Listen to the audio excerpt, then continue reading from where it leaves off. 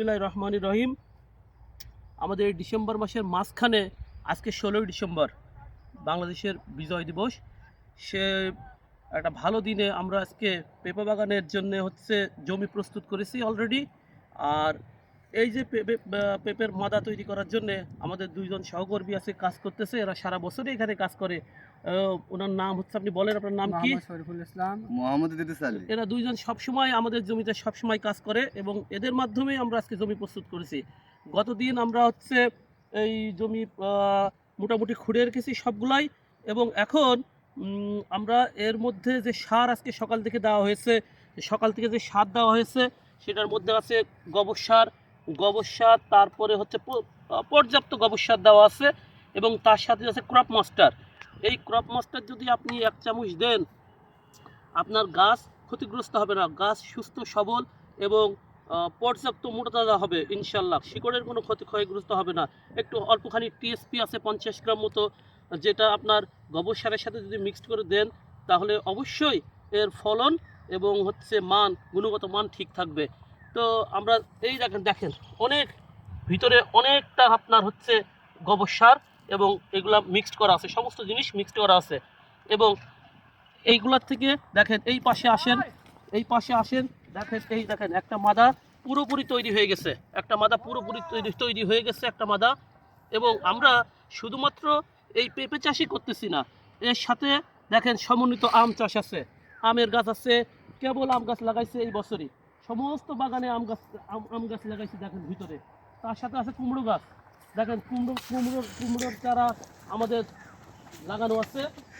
আমরা কোনো সময় জমি নষ্ট করতে রাজি না।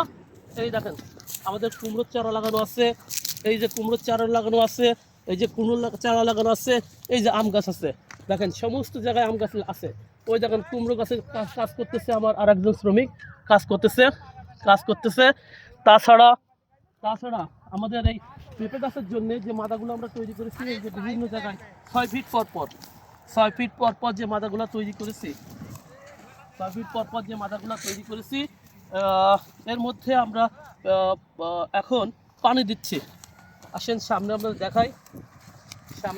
দেখাই যে কিভাবে কতটুকু পরিমাণ পানি আপনারা দিবেন মাদাতে, তার নমুনা আপনাদের একটু দেখাই।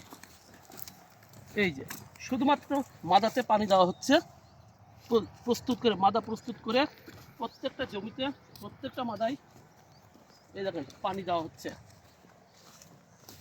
এবং এর মধ্যে আমরা মিনিমাম 7 থেকে 10 দিন পর পেঁপের চারা রোপণ করব। এবং এই সময় আমাদের জন্য 2টা জাত আমরা নির্বাচন করেছি, একটা রেড গান 2 এবং তাইওয়ান কিং।